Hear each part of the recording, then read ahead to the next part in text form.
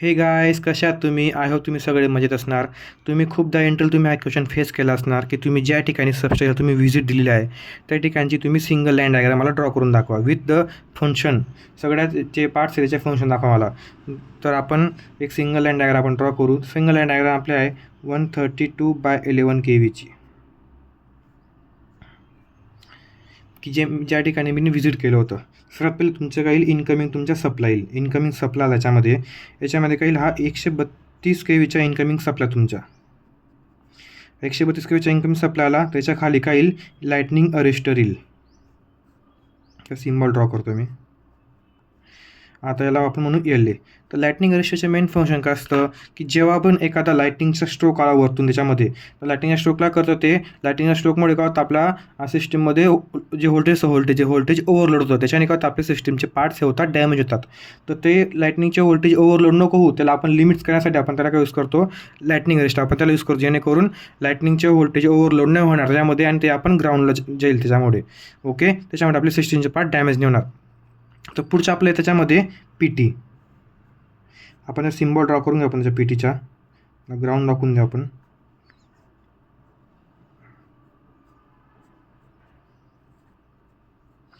हे आपल्याला PT, याला आपण म्हणतो पोटेन्शियल ट्रान्सफॉर्मर.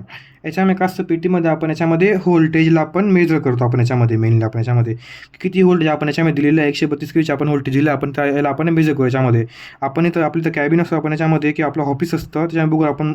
त्याच्यामुळे आपण बसून आपण बघतो त्याच्यामध्ये किती व्होल्टेज याच्यात चाललेलं प्रॉपर याच्यामध्ये, आणि ते व्होल्टेज आपण याच्यामध्ये बघतो. PTमध्ये आपण मेजर करतो व्होल्टेजला प्रॉपर. PT आपली आला. पुढचं आपलं त्याच्यामध्ये आहे CT. सिम्बॉलसुद्धा आपण ड्रॉ करून घेऊ. CTचे मेन फंक्शन काय असतं? करंट मेजर करणं. करंटला मेजर करणं की किती करंट त्याच्यामध्ये चाललं लाईनमध्ये, ते आपण याच्यामध्ये मेजर करतो. आता याच्यामध्ये CT आला तर आपण याच्या पुढे आपण याच्यामध्ये काय करू? आपण याच्यामध्ये यूज करू आयसोलेटर. आता तुम्ही सांग ना मला, आयसोलेटरचं मेन फंक्शन काय असतं? आयसोलेटचं मेन फंक्शन असतं आयसोलेट करणं. हे सर्किटला मेक करणं आणि ब्रेक करणं. सर्किटला आता यांनी ओपन केलेलं आहे. आता समजा तुमच्या सबस्टेशनमध्ये तुम्हाला मेंटेनन्स करायचं आहे, तर तुम्ही काय करणार? त्या सर्किटला तुम्ही ओपन तुम्हाला करायचे.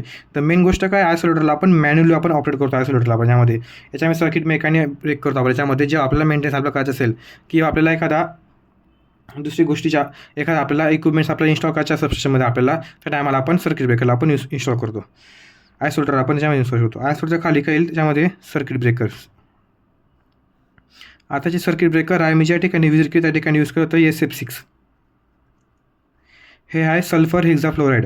याच्यामध्ये काय असतं, जे तुमच्या सर्किट ब्रेकरमध्ये गॅस जास्त झाला किंवा हीट प्रोड्यूस झालं त्याच्यामध्ये, तर त्या टायमाला काय करतो? ते SF6चा गॅस असतो, हा गॅस असतो नॉन फ्लेमेबल गॅस असतो. हा काय करतो?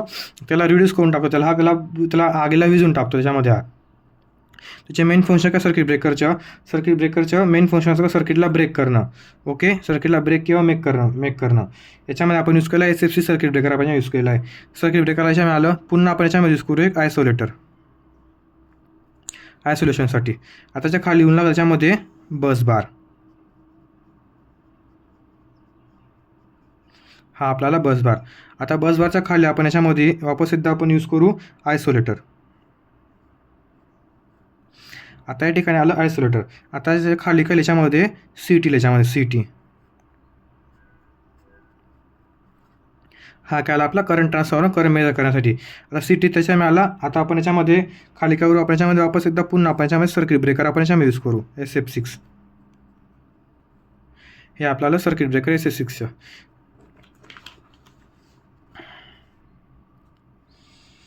आता त्याच्या खाली आपलं मेन काही आपल्या याच्यामध्ये लाईटनिंग अरेस्टर जावं त्याच्यामध्ये.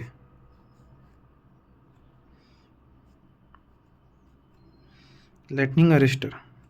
आता तुम्ही सांगण्याच्या खाली वापस का लाईटनिंग अरेस्टर तुम्ही वरती लाईटनिंग अरेस्टर तुम्ही दिलेला आहे ग्राउंड करण्यासाठी. तर लाईटनिंग अरेस्टरचे मेन फंक्शन काय याच्यामध्ये आपण याच्या खाली आपण यूज करणार मेन आपलं पॉवर ट्रान्सफॉर्मर. आता आपला जो पॉवर ट्रान्सफॉर्मर आहे या पॉवर ट्रान्सफॉर्मरला डॅमेज नाही व्हायला पाहिजे, पॉवर ट्रान्सफॉर्मरला हा ट्रिप नाही व्हायला पाहिजे. त्यासाठी आपण काय यूज केलं आहे, पण त्याच्यामध्ये लाईटनिंग रेस्ट आपण यूज केलं, ज्या एखाद्या टायमाला जर लाईटनिंग स्ट्रोक आला तो स्ट्रोकला ते ग्राउंड करून टाकलं त्याच्यामध्ये, की जेणेकरून आपलं ट्रान्सफॉर्मर त्याच्यामध्ये सेफ राहील किंवा आपले अदर्स जे इक्विपमेंट्स आपले सेफ असतील त्याच्यामध्ये लाईटनिंग रेस्टरला लावलेले. हे काल आपलं पॉवर ट्रान्सफॉर्मर आपल्या याच्यामध्ये आलं.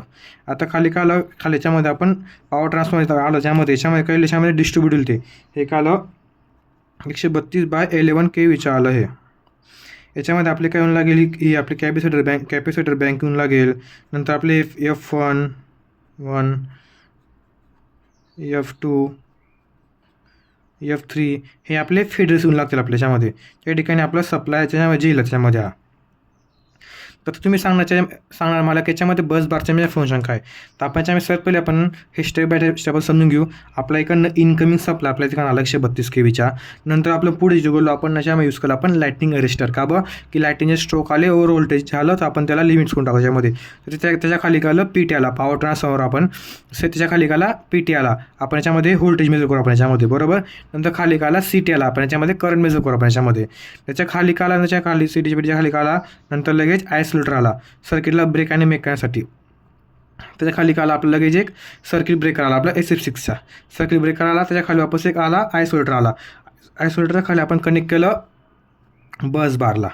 बस बारच्या खाली आपल्याला वापस आयसोलेटर आला आपल्याच्यामध्ये. त्याच्या खाली आपण कनेक्ट केलं सर्किट करंट CTला आपण कनेक्ट केलं. CTच्या खाली आपण सर्किट ब्रेकरला कनेक्ट केलं. त्याच्या खाली आपण एक वापस लाईटनिंग रेजिस्टरला आपण कनेक्ट केलं.